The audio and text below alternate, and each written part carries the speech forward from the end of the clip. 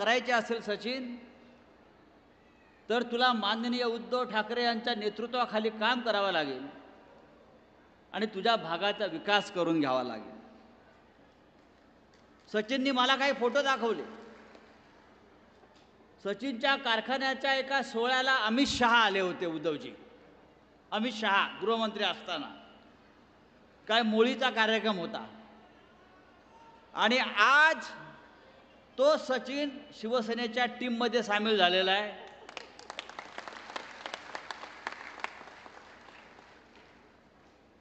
मी हे का सांगतोय? सचिन, आपण सीए आहात आणि सीएला प्रॉफिट अँड लॉस चांगलं कळतो. Profit and loss, balance sheet ही सचिनला उत्तम कळत असल्यामुळे त्यांनी योग्य पक्षाचा प्रवास सुरू केलेला आहे. मी त्याचं स्वागत करतो.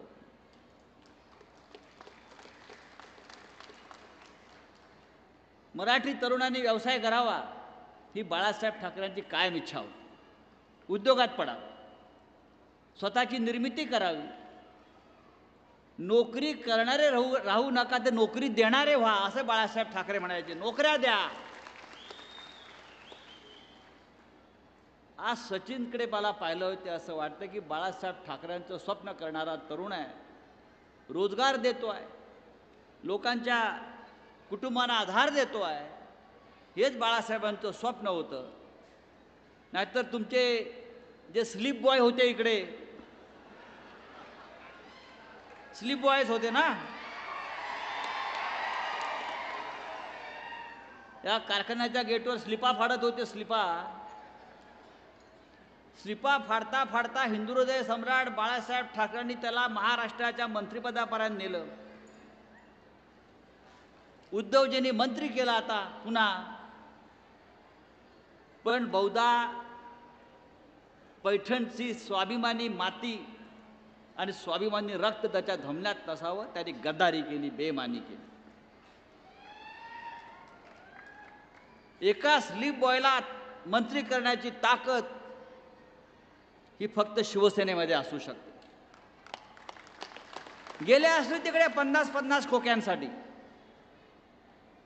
50 खोके जरी घेतले तरी पैठणची जनता तुम्हाला परत निवडून देणार नाही, हे लक्षात घ्या.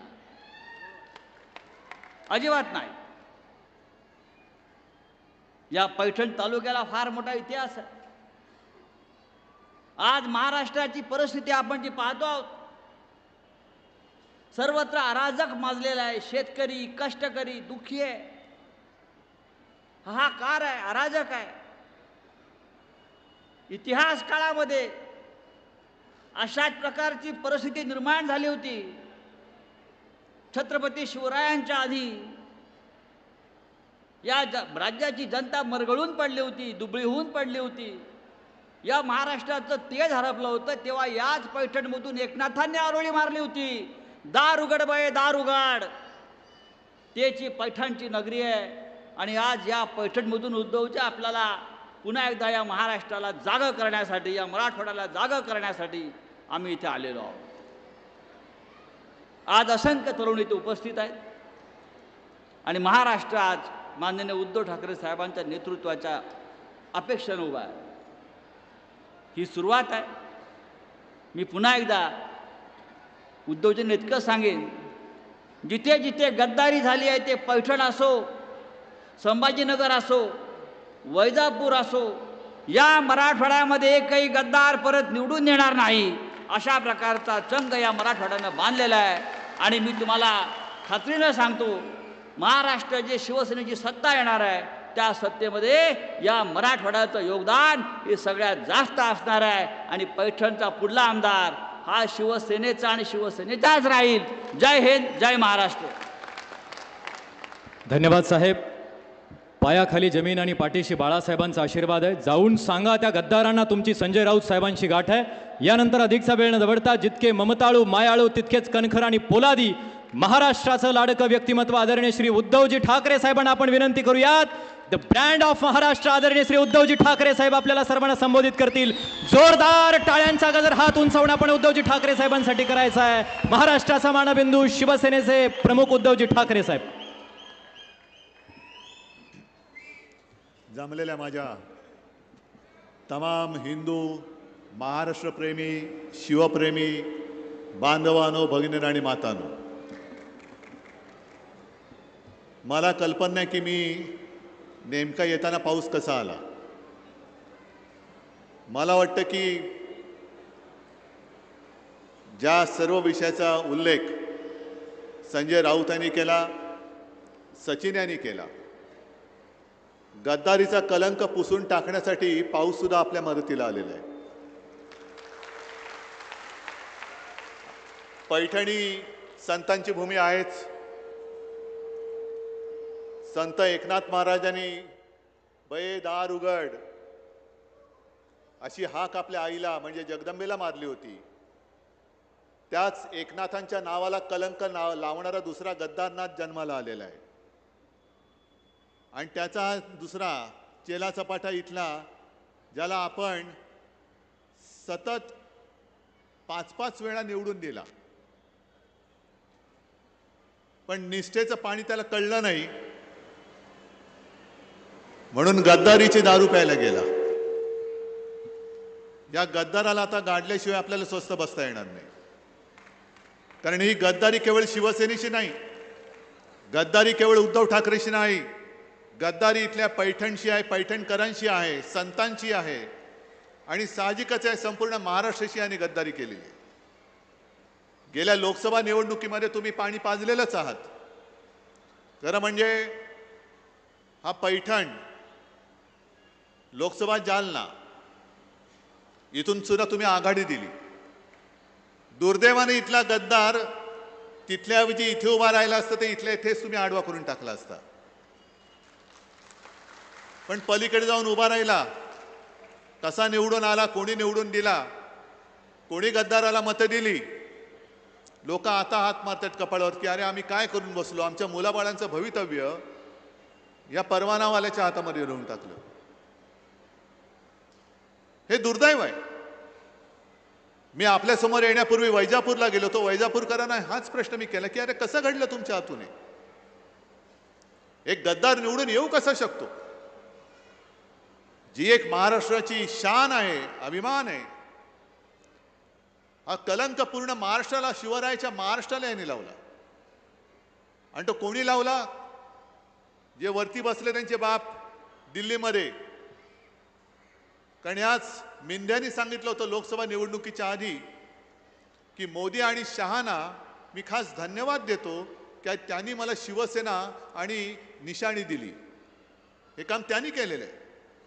आणि म्हणून आता मला असं वाटायला लागलं की गेले 2-2.5 वर्ष आपली केस तारीख पे तारीख ही कशी काय चालले. मग काल परवाकडे जे गणपतीमध्ये घडलं की आपले पंतप्रधान सरन्यायाधीशांच्या घरी गेले, गणपतीची आरती केली. मग ती आरती केल्यानंतर लगेच काँग्रेस आपलं भाजपवाल्यांनी फोटो ट्विट केले की तुमचे सुद्धा पंतप्रधान मनमोहन सिंग होते तेव्हा इफ्तार पार्टीमध्ये त्यावेळेचे न्यायाधीश आले होते. आले होते. पण काँग्रेसने पुन्हा सगळे फोटो ट्विट केले. त्या पार्टीमध्ये आडवाणी सुद्धा आले होते. म्हणजे पार्टी दिली होती. ती पार्टी चूक का योग्य की अयोग्य हा दुसरा भाग झाला. पण सगळ्यांच्या समोर पंतप्रधान आणि सरन्यायाधीश भेटणं हा एक वेगळा भाग. पण एकटे जाऊन सरन्यायाधीशांच्या घरी ते आरती करून आले. मग आम्हाला आता असं वाटायला लागलंय की म्हणून आम्हाला तारीख पे तारीख मिळते की काय. तरी सुद्धा एक बरं झालं, मी मगाशी सभेत बोललो की ज्या पद्धतीने शिवसेनेची केस आतापर्यंत निकालात निघायला पाहिजे होती पण निकालात निघाले नाही. तारीख पे तारीख आता 21 ऑक्टोबर दिलेली आहे. म्हणजे अजून 1 महिना आहे. माझं मी सरन्यायाधीशांना विनंती करतोय की आमचा न्याय विश्वास आहे, जरूर आहे, पण अशी तारीख देण्यापेक्षा एकदा तुमच्या निवृत्तीनंतरची तारीख देऊन टाका. म्हणजे तुम्ही मोकळे व्हाल आणि आम्ही मोकळे होतो.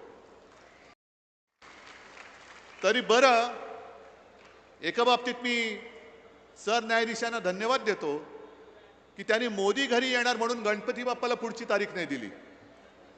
किंवा मोदी येतात घरी, आज वेळ नाही, तू पुढच्या तारखेला ये, 21 डिसेंबरला ये. 21 डिसेंबरला म्हणतील 25 जानेवारीला ये. काय चाललंय? न्यायदेवतेवरती विश्वास आहेच, पण जे लोकमान्य टिळक बोलले होते तेव्हा तर ब्रिटिश कोर्ट होतं. आणि त्या कोर्टात ते बोलले होते की तुमच्याही पेक्षा वरती जे आहे ते माझ्या जनतेचं न्यायालय, त्या जनतेच्या न्यायालयात मी आज आलेलो आहे. तुम्ही सगळे न्यायाधीश आहात. गद्दारी तुमच्या घरामध्ये इकडे या पैठण तालुक्यात झालेली आहे. तुम्ही मला न्याय देणार आहेत की नाही? मी तुमच्याकडे न्याय मागतोय, मी तारीख मागायला आलेलो नाहीये. कारण शेवटी सर्वोच्च न्यायालय याचा निकाल आम्हाला मान्य आहेच, त्याच्याबद्दल आदर आहेच. पण न्यायाला विलंब लागत असेल तर तो न्याय नाकारण्यासारखा आहे, हे तेवढंच सत्य आहे. हे तेवढंच सत्य आहे. आणि म्हणून मी मोठ्या अपेक्षेने तुमच्याकडे आलेलो आहे. एक सचिन सारखा हरहुन्नरी तरुण शिवसेनेत आलेला आहे. मी त्याचं स्वागत करतो. त्या स्वागत करण्यासाठी मी आज इथे आलेलो आहे. कारण त्यांनी जे काय केले ही सोपी गोष्ट नाहीये. त्यांचे वडील इकडे बसलेले आहेत, याच कारखान्यामध्ये कामगार होते. पण जवळपास भंगारात गेलेला कारखाना त्याला हात लावायचा याला सुद्धा धाडच लागतं, वाघाचं काळीज लागतं. आणि सचिन ते तुम्ही करून दाखवलेत. हा कारखाना जो भंगारात गेला होता तो पुन्हा तुम्ही त्यातनं बाहेर काढलाय. कर्ज फेडायला लागलेले, जवळपास कर्ज फेडतात. आणि ज्या काही मंजुऱ्या तुम्हाला अजूनही मिळालेल्या नसतील, आपलं सरकार येऊ द्या, तुम्हाला या कारखान्याला जी मंजुरी पाहिजे दिल्याशिवाय राहत नाही, हे मी तुम्हाला सगळ्यांना वचन देतोय. करा, विकास करा. आज जे काय एकूण वातावरण आहे, साखर कारखान्यांना मदत होते, जरूर होते. पण सगळे ह्यांचे चेले चपाटे आहेत आणि त्यांचे साखर कारखाने आहेत, त्यांना भरघोस मदत होते. मग तू कोणाचा आहेस, कोणत्या पक्षाचा आहेस? पक्षाचा बघून तुम्ही मदत करायला लागलात, मग शेतकऱ्याने काय करायचं? शेतकरी हा कोणत्या पक्षाचा नसतो, तो सगळ्यांच्या घरामध्ये अन्न देतो. पण शेतकऱ्यावरती जर का शिक्के मारून तुम्ही कारखान्यांना मदत, याला मदत द्यायची, याला मदत द्यायची नाही, असं करणार असेल तर मी आज सांगतो, उद्या सरकार तुमच्या आशीर्वादाने येणार आणि मी सचिनच्या कारखान्याला मदत करणार. काय मंजुरी अडवून ठेवायची ती 2 महिने ठेवा, त्याच्यानंतरचे दिवस आमचे आहेत. आणि एवढंच नाही, फक्त कारखान्यापुरतं नाही थांबणार. मी हा गद्दार आपल्या सोबत होता तेव्हा पैठणसाठी नाही म्हटलं तरी संत पीठाला मंजुरी दिली, पैठणच्या पाणी पुरवठ्याच्या योजनेला मंजुरी दिली, उद्यानाला मंजुरी दिली. नाही, आपलं आहे पैठण, आपलं आहे. या एका भावनेने मी संपूर्ण मदत जी जी काय हा गद्दार तेव्हा बोलत गेला ते करत गेलो. पण त्याला म्हणा, आता तू जर का सरळ नुसतं पाणी पिऊन बोलणार असेल तर सांग, उद्धव ठाकरेंनी तुला मदत केली होती की नव्हती? पण हे थोडंसं आता पाप आपल्याला स्वीकारायला पाहिजे.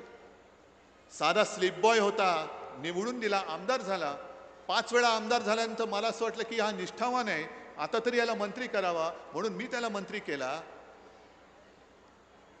आणि माझ्या आजारपणाचा गैरफायदा घेऊन या मिंध्यानी आणि गद्दारांनी शिवसेना या आईच्या खुशीवरती वार केला.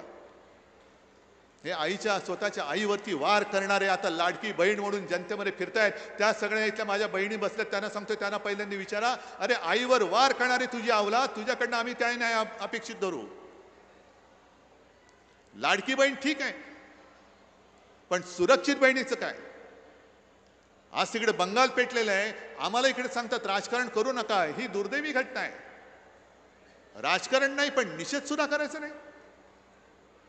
मुलगी शिकली, प्रगती झाली. ज्या वेळेला मुलगी शिकायला शाळेमध्ये जाते, चिमुरडी पोर, तिला काही कळत नाही, तिच्यावरती अत्याचार करणारे नराधम आणि त्यांना झाकणारे हे गद्दार सरकार, यांचा निषेध नाही करायचा आहे ना? जोडे नाही मारायचे तर दुसरं मारायचं काय? फुलं फेकायची यांच्या अंगावर? एक तर अत्याचार होतोय पोरीवर, आणि आई वडील तिकडे तक्रार करायला गेल्यानंतर पोलीस बेगुमानपणाने त्यांची तक्रार घ्यायला तयार नाहीत. कोणाचं सरकार आहे? काय करते तुमच्या योजना? तक्रार घ्यायला तयार नाहीत. तक्रार केल्यानंतर तक्रार तर घेत नव्हते, पण त्याचा निषेध करण्यासाठी जनता जेव्हा रस्त्यावरती उतरली तेव्हा मला खरोखर शरम वाटते की त्या आंदोलनकर्त्या कार्यकर्त्यांवरती, जनतेवरती पोलिसांनी गुन्हे दाखल केले. मग कोणाचं सरकार चालू आहे? एक तर तुम्ही आम्हाला न्याय देऊ शकत नाही, आमच्या मुलीबाळींना तुम्ही सुरक्षा देऊ शकत नाही. जर कोणी त्याच्या निषेधार्थ रस्त्यावरती उतरलं तर तुम्ही आरोपींना मोकाट सोडताय आणि आंदोलनकर्त्यांवरती जर गुन्हे टाकणार असाल आणि मग त्याचा निषेध म्हणून आम्ही तुम्हाला जोडे मारणार असू तर तुम्ही म्हणता याच्यात राजकारण आणता. बंगालच्या बातम्या अजून बघा, बंगाल अजून पेटलेले. कोण पेटवतंय बंगाल? न्याय मागतायत ते, तसाच न्याय मागण्याचा अधिकार आम्हाला सुद्धा आहे, महाराष्ट्रातल्या जनतेला सुद्धा आहे. इथे सगळे शेतकरी जमले असतील, जमलेत तरी शेतकरी किती शेतकरी आहेत? आनंदात आहात का बाबांनो? पीक विमा मिळतोय तुम्हाला? पीक कर्ज वेळेवर मिळते? कर्ज वेळेवर मिळत नाही, पण कर्ज वसुली वेळेवर करायला येतात की लोक? मग 1 रुपयामध्ये जी पीक विमा योजना होती ती गेली कुठे? 1 रुपयात पीक विमा देतो तुम्हाला, अनेक दुपटीने. म्हणजे अंबरस मला वाटतं 75 लाखाच्या ऐवजी यावेळेला 2.25 कोटी शेतकऱ्यांनी पीक विमा घेतला. मिळाले तुम्हाला? आज पाऊस सुरू आहे. गेल्या 15 दिवसापूर्वी या मराठवाड्यामध्ये पावसाने थैमान मांडलं होतं. आदित्य स्वतः आला होता, संजय राऊत, अंबादास सगळे बरोबर होते. किती ठिकाणचे पंचनामे झालेत पंचनामे. अजून पंचनामांची नाटकं नाही झालेली. पंचनामे, त्वरित पंचनामे करा, आदेश द्यायला तुमचं काय जातंय? पण पंचनामा केल्यानंतर नुकसान भरपाई आजपर्यंत किती लोकांना गेल्या 2-2.5 वर्षामध्ये पूर्ण नुकसान भरपाई मिळाले? हात वर करून सांगा. एकाला पण नाही. बरं, जी कर्जमुक्ती आपल्या सरकारने केली होती ती किती जणांना मिळाली होती? मिळाली होती ना? मग त्याचे किती कार्यक्रम मी केले होते तुमच्या गावात? केले होते की आलो व्यासपीठावरती आलो आणि घे तुझं मी कर्ज तुला माफ करतो, तुझं कर्ज मी माफ करतो. हे तमाशे मी नाही केले कधी, कारण मी काय तुमच्यावरती उपकार करत नव्हतो. मी जे केलं ते माझं कर्तव्याला मी जागलो. मला आठवते ते दिवस. त्या काळामध्ये शरद पवार देशाचे कृषी मंत्री होते आणि आपण महाराष्ट्रभर मोठमोठे मेळावे घेतले होते. देता की जाता शेतकऱ्याला कर्जमुक्त केलाच पाहिजे, ही शिवसेनेची आग्रही मागणी होती. आणि मी मुख्यमंत्री झालो. माझ्याकडे कोणी मागितलं नव्हतं, कोणी आलं नव्हतं, पण मी स्वतःहून शेतकऱ्यांना कर्जमुक्त केलं पाहिजे या कर्तव्याच्या जाणीवेतून कर्जमुक्त केलं होतं. आणि जर मी 5 वर्ष मुख्यमंत्री राहिलो असतो तर कदाचित अजून एकदा तरी कर्जमुक्त केलं असतं, किंवा शेतकऱ्यांसाठी भरघोस कोणती तरी योजना आजपर्यंत मी आणून दाखवली असती, नक्की दाखवली असती. पण यांनी नाही, खेचलं मला खाली. स्वतःला मुख्यमंत्री बनायचंय, उद्धव ठाकरे नाही चालणार, खेच त्याला खाली. आजारी असला तरी चालेल, खेच खाली. काय मिळवलं, काय दिलं? आणि सचिन, तुम्ही आज जे सांगताय हे प्रेम क्वचित कोणाच्या तरी नशिबी येतं. ज्या वेळेला मला समजलं की माझ्या पक्षातच गद्दारी होते, मी त्यांना खरं पकडून ठेवू शकलो असतो. मी मुख्यमंत्री होतो. या भामट्याला तर सहज पकडून ठेवला असता, मी सहज पकडला असता. पण जो मनाने सडलाय, मनाने कुजलाय आणि जो विकला गेलेला आहे, असा एक सुद्धा साथीदार मला नकोय. मी त्यांना दारं मोकळी केली, सांगितलं गेट आउट, जायचे तिकडे जा, सुरतेला जा, गुवाहाटीला जा, रेडा कापा, नाही आणखीन काही कापा, जा. पण आता आज माझ्याकडे काही नसताना तुमच्यासारखी सगळी लोक माझ्या सोबत आहेत. हीच तर माझ्या आयुष्याची कमाई आणि शिवसेना प्रमुखांचे आणि माझे आशीर्वाद आहेत. दुसरं काय लागतं आयुष्यामध्ये? आज मी कोणी नाहीये. म्हणजे खरंच तुम्हाला आश्चर्य वाटेल, आज सरकारी कर्मचाऱ्यांनी मला तिकडे बोलवलं होतं शिर्डीला. लाखो कर्मचारी जमले होते. जुनी पेन्शन योजना पाहिजे. मी त्यांना शब्द दिलाय, जसं तुम्हाला शब्द दिलाय की आपलं सरकार आल्यानंतर या कारखान्याला जे काही मदत लागेल ती मी दिल्याशिवाय राहणार नाही, हे वचन जसं तुम्हाला दिले तसं त्या कर्मचाऱ्यांना देऊन आलोय की सरकार येऊ द्या, जुनी पेन्शन योजना तुम्हाला मी लावून देतो, लागू करून देतो. पण मी त्यांना विचारलं, तुम्ही मागताय खरे माझ्याकडे, पण माझ्याकडे तर काहीच नाहीये. ना सत्ता आहे, ना पक्ष ठेवलाय यांनी, ना चिन्ह, सगळंच चोरून नेलंय. मग तरी का बोलवत आहे? म्हणजे तो अमिताभ बच्चन आणि शशी कपूरचा डायलॉग आठवत आहे ना? कोणता पिक्चर तो? दीवार. मग तो शशी कपूर सांगतो, मेरे पास बंगला है, गाड़ी है, पैसा है, दौलत है. तसे हे सगळे गद्दार मला सांगतायत, अरे हमारे पास सत्ता है, गाड़ी है, खोका है, तुम्हारे पास क्या है? मी सांगतो, मेरे पास ईमान है, माझ्याकडे विश्वास आहे. कारण सत्ता असली नसली तरी मला परवा नाही. पण जे शिवसेना प्रमुखांनी मला सांगितलंय की उद्धव, एक लक्षात ठेव, सत्ता येते जाते, परत येते, पण एकदा का शब्द दिलास तर जीव गेला तरी बेहत्तर, पण दिलेला शब्द पडू द्यायचा नाही. म्हणून तर हे जे काय लिहिले ना, ब्रँड ऑफ महाराष्ट्र ठाकरे, हा ठाकरे ब्रँड असाच नाही झालाय. आमच्याकडे सत्ता नसली तरी आमचा शब्द असतो, त्या शब्दाला जागणारी आमची घराणेशाही आहे, हे मला मोदींना मुद्दामून सांगायचंय. जे मोदीजी तुमच्याकडे नाहीये ना, तुमच्याकडे विश्वास आहे आणि घराणेशाहीचा तर पत्ताच नाहीये. सोडून द्या. पण तुमच्यामध्ये जाग पाहिजे.